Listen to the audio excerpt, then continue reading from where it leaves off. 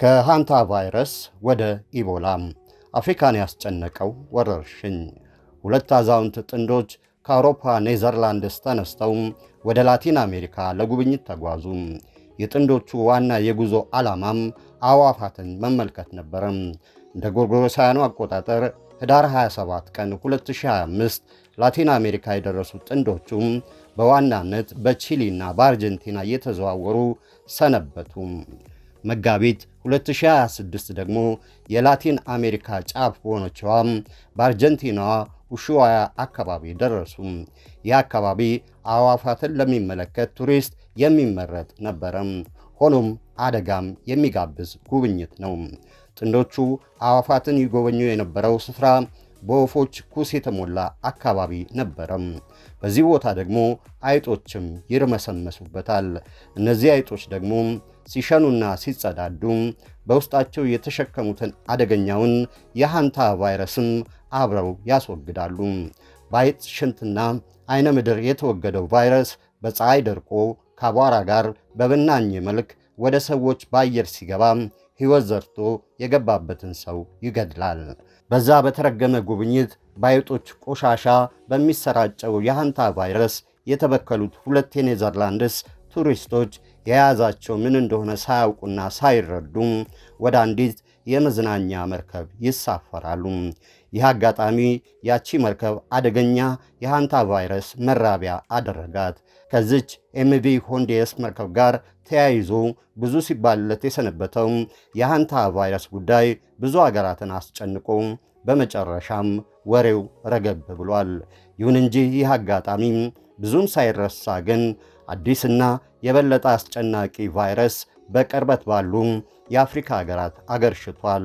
ኢቦላ ድጋሚ በዲሞክራቲክ ኮንጎ የተቀሰቀሰ ሲሆን በአንዴ ወደ ዩጋንዳም ተዛምቷል። አዲሱ የኢቦላ ወረርሽኝ የተቀሰቀሰበት የምስራቃዊ ዲሞክራቲክ ኮንጎ አካባቢ ደግሞ ለዩጋንዳ፣ ሩዋንዳና ብሩንዲ ብቻ ሳይሆን ለኢትዮጵያ ጎረቤት ለደቡብ ሱዳን ጭምር ቅርብ የሆነ አካባቢ ነው። መድኃኒት ያልተገኘለትና 100% ገዳይነት አለው የሚባለው ኢቦላም በኡጋንዳና ኮንጎ ማገርሸቱም ለመላው አፍሪካ ብቻ ሳይሆን ለመላው ዓለምም ስጋት ተብሎ ተፈርጇል። ይህ ጉዳይ በዛሬው ትንታኔያችን በሰፊው እናቀርበዋለን። አብራችሁን ቆዩ።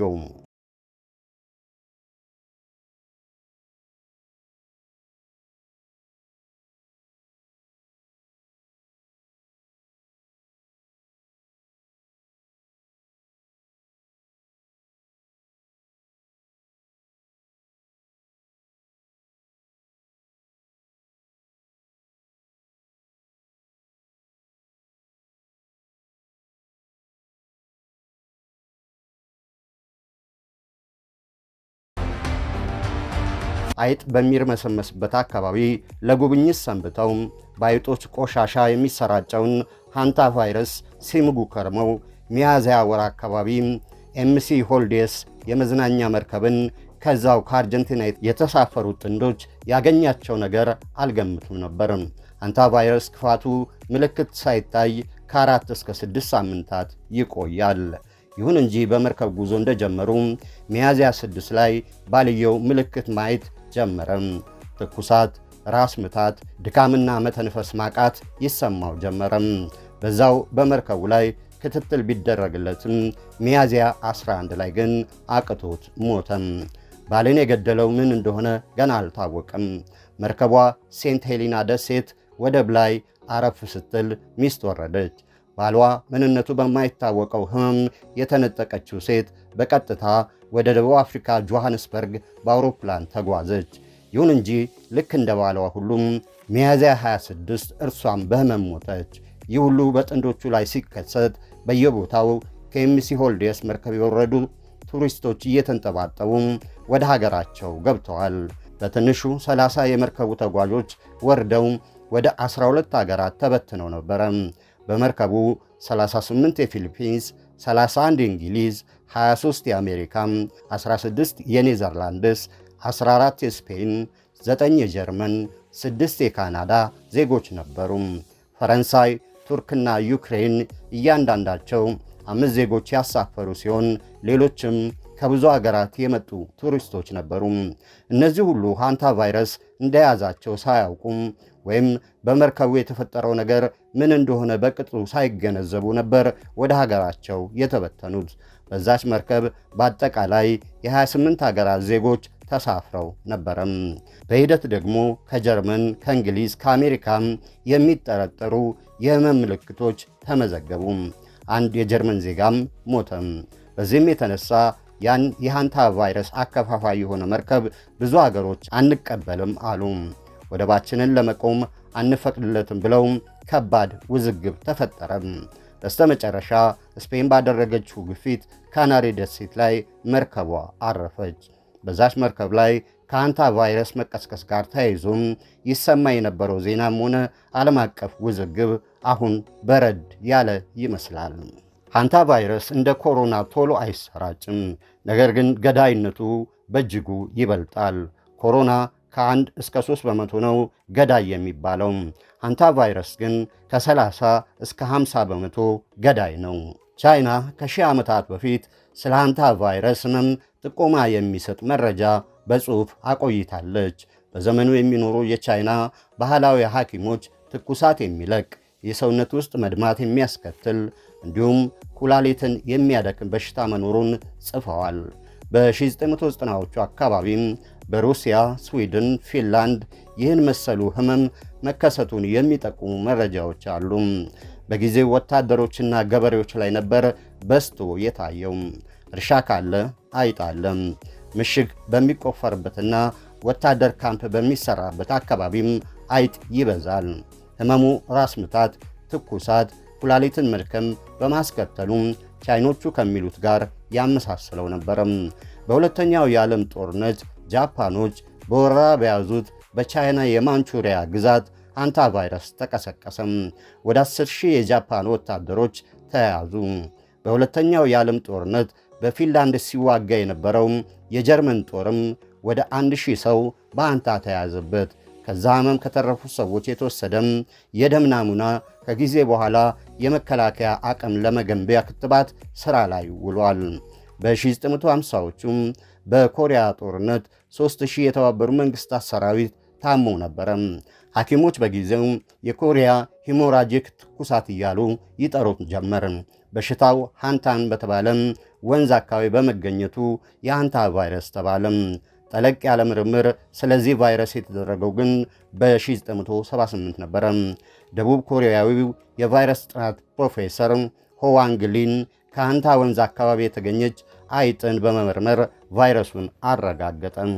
ከዛ ወዲህ በአሜሪካን አህጉር የተገኘው የሃንታ ቫይረስ ደግሞ በፈጣን ሁኔታ የሚዛመት ኩላሊትን የሚያፈርስ ብቻ ሳይሆን መተንፈሻ አሳጥቶ የሚገድል መሆኑ ተረጋገጠ። የድሮ ቫይረስ አይነት 15 በመቶ ነበር ገዳይነቱ። የአሜሪካ ግን 40 በመቶ ገዳይ መሆኑ ተረጋገጠ።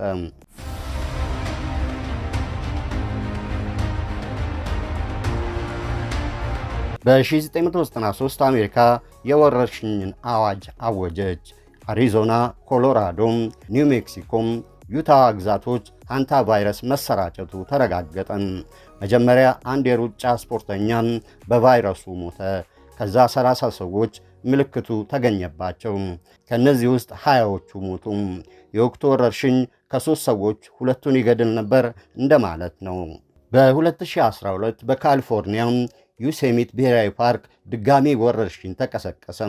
ወደ 10 ሰው ታመመ። ሰዎቹ የሚያርፉበት ድንኳን በአይጦች የተወረረ ስለነበር በቫይረሱ መያዛቸው ተረጋገጠ። ከእነዚህ ሰዎች ውስጥ 3ቱ ሞቱ። ከዛ ወዲህ በተደረጉ ጥናቶች በላቲን አሜሪካም አዲስ የሃንታ ቫይረስ ተገኝቷል። የአንደስ ሃንታ ቫይረስ ዝርያ ብለው ተመራማሪዎች ጠርተውታል። ይህ ደግሞ ከሰው ወደ ሰው የሚተላለፍ ጭምር ሆኖ የተከሰተ ነበረ። በላቲን አሜሪካ የተገኘው ዝርያ ነው። እነሆ 2ቱን ቱሪስቶች በቅርቡ የያዛቸው። ቱሪስቶቹ አገር ሰላም ብለው የአንደስ ሃንታን ቫይረስ ተሸክመው ወደ መርከቡ ከገቡና ብዙዎች ላይ ምልክቱ ከታየ ወዲህ ሃንታ ቫይረስ ምንድን ነው የሚለው ጥያቄና ስጋት በመላው ዓለም ከፍ ብሏል። አሁንም የሃንታ ወረርሽኙ ዳግም ላለመቀስቀሱ ምንም ዋስትና የለም። በሽታው መድኃኒት የሌለው መሆኑን፣ ከፍተኛ የገዳይነት ምጣኔ ያለው መሆኑ ደግሞ ብዙዎች ስለዚህ ህመም እንዲጠይቁ የሚያስገድድ ሆነ። በሃንታ ላይ ኢቦላ። ከሰሞኑ ሃንታ ቫይረስ ዓለምን አስጨንቆ ጥቂት በረድ ሲል እነሆ ኢቦላ ወረርሽኝ ድጋሚ ዓለምን እያስጨነቀ ነው። የኢቦላ ወረርሽኝ ባንዴ ከዲሞክራቲክ ኮንጎ አልፎ ዩጋንዳ መድረሱ ደግሞ ስጋቱን ከፍ አድርጎታል። በጥቂት ቀናት ውስጥ ከሰሞኑም በዲሞክራቲክ ኮንጎ የተከሰተውን የኢቦላ ወረርሽኝ የዓለም ጤና ድርጅት ጭምር ለዓለም አቀፍ ጤና ስጋት የፈጠረ ወረርሽኝ ነው ብሎ አውጆታል። ወረርሽኙ ቡንዱቡጊዮ በተባለ የኢቦላ ቫይረስ ዝርያ መፈጠሩን አረጋግጧል። በይፋ ከሚታወቁት 4 የኢቦላ ቫይረሶች አይነቶቹ አንዱ ነው ቡንዱቡጊዮ። በዩጋንዳም ቡንዱቡጊዮ በሚባል ቦታ ነበር ለመጀመሪያ ጊዜ የታየው። ከዚህ ቀደም በአፍሪካ 2 ብቻ ነው በወረርሽኝ ደረጃ የተቀሰቀሰው። በ2007-2008 በዛው በቡንዱቡጊዮ ተቀስቅሶ 149 ሰዎችን ተያዙ። ከነዚህ መካከል ደግሞ 37ቱን ገደለም። በ2012 ድጋሚ የተቀሰቀሰ ሲሆን በዚህኛው አጋጣሚ ደግሞ በዲሞክራቲክ ኮንጎም በአሲሮ አካባቢ ነበር የተከሰተው። በዚህ ወቅት 57 ሰዎችን የያዘ ሲሆን 29ኙ ደግሞ መግደሉ ተረጋግጧል። ከነዚህ አጋጣሚዎች ውጪ ደግሞ በወረርሽኝ መልክ ሲቀሰቀስ ያልታየው ቡንዱቡጊዮ ኢቦላ እነሆ በምስራቅ ኮንጎ ሀገሪቱ ከዩጋንዳ ጋር በምትዋሰንበት በሰሜን ኪቩ ግዛት ዳግም አገርሽቷል። በግዛቱ ዋና ከተማም ቡናጋና የታየ ሲሆን ከዚህ አልፎም በሀገሪቱ መዲና ኪንሻሳና በዩጋንዳ መዲና ካምፓላ ጭምር መከሰቱ ይታወቃል። እስከ ቅዳሜና እሁድ ድረስ ወደ 336 ሰዎች ላይ የወረርሽኙ ምልክት መታየቱ የተነገረ ሲሆን ከነዚህ ውስጥ ደግሞ 87ቱን መግደሉ ተሰምቷል። የበሽታው ሰለባዎች በብዛት ከዲሞክራቲክ ኮንጎ መሆናቸው ታውቋል። ደም እስከ ማስመለስ የሚደርስ ህመም ይለቃል። አለፍ ሲልም በሽንትና በአይነ ምድር ደም ተቀላቅሎ እስከ መፍሰስ ያደርሳል። የኢቦላ ቫይረስ ታማሚም በአንድ ጊዜ ሰውነቱ ዝሎም የቆዳው ቀለም ሁሉ ይቀያየራል።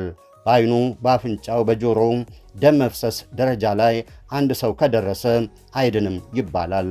እስካሁን ምንም አይነት ክትባትም ሆነ መድኃኒት ያልተገኘለት ኢቦላም ከሰው ወደ ሰው የሚተላለፈው በንክኪ ነው። በቫይረሱ የታመመ ሰው ሲያስታምም አንድ ሰው ከታማሚው የሚወጣ ፈሳሽን ከነካ የመያዝ ዕድሉ ሰፊ ነው። ስለዚህ አስፈላጊው ጥንቃቄ በማድረግና የሰውነት ንክኪን በመከላከል ብቻ ነው ኢቦላን ማስታመም የሚቻለው። ከዝንጀሮና ቺምፓንዚዎች እንደመጣ የሚነገረው ኢቦላም በመካከለኛው አፍሪካ አገሮች በሰፊው ሲከሰት ይታያል። አንድ ወቅት ላይ በምዕራብ አፍሪካ ሀገራት ተከስቶም ብዙ ጉዳት አድርሷል። ይሁን እንጂ በዲሞክራቲክ ኮንጎ ብቻ 17 ጊዜም ተቀስቅሷል። የአሁኑ የኢቦላ ወረርሽኝ የተቀሰቀሰበት አካባቢ ደግሞ የማዕድን ማውጫዎች የሚበዙበት በግጭት የተሞላና ድንበር ተሻጋሪ ስደት የበዛበት አካባቢ ነው። በዚህ ቀጠና M23 የሚባለው ሸማቂ ቡድን በሰፊው ይንቀሳቀሳል። በዚህ ቀጠና የማዕድን ሰራተኞች እንቅስቃሴ የበዛበት አካባቢ ነው። ቀጠናው ሀገሪቱን ከዩጋንዳ፣ ሩዋንዳና ደቡብ ሱዳን ጋር የሚያዋስን የድንበር አካባቢ ነው። ይህም በመሆኑም በፍጥነት ከነዚህ ሀገራትም አልፎ በብዙ የአፍሪካ ሀገራት ሊሰራጭ እንደሚችል ነው የሚሰጋው። በቀጣይ ቀናት ስለዚህ ወረርሽኝ የሚወጡ መረጃዎችን በንቃት እየተከታተልን የምናደርሳችሁ ይሆናል። ለዛሬው አበቃን።